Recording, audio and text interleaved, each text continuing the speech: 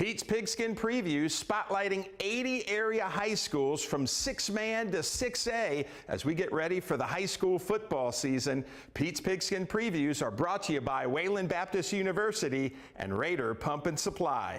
All right, Coach, first remind us how Olton finished up last year. Last year Olton, we finished with a 7-4 record, I believe, and we made the playoffs, got beat first round by Farrell, but it was a very successful season for us. We finished second in district.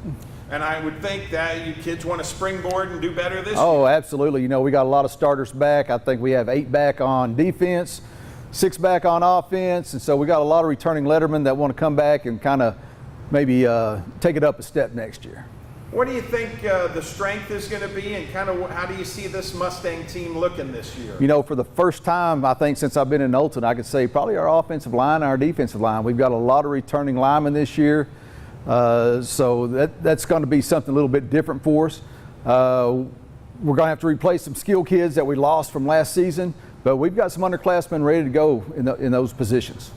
And Coach, you've been here so long now, so I would think everybody knows the system and everybody's comfortable. Absolutely, that's big in any football team.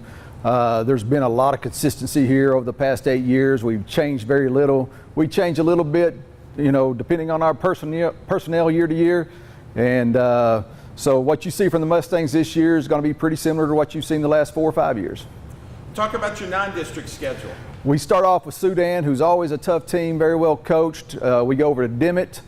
We play Texaco, New Mexico, who I think returns every starter. Bovina, and then we finish up non-district with Vega.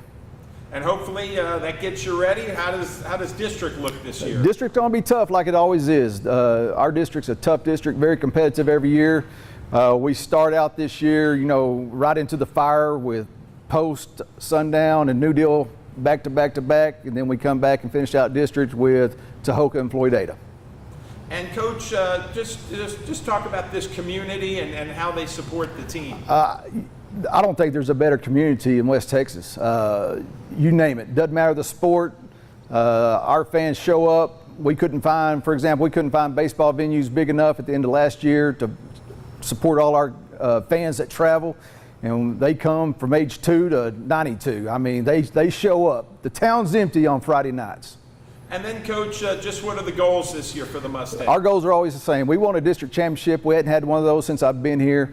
We got second last year. We'd like to kick that up and try to bring home one of those gold balls in district.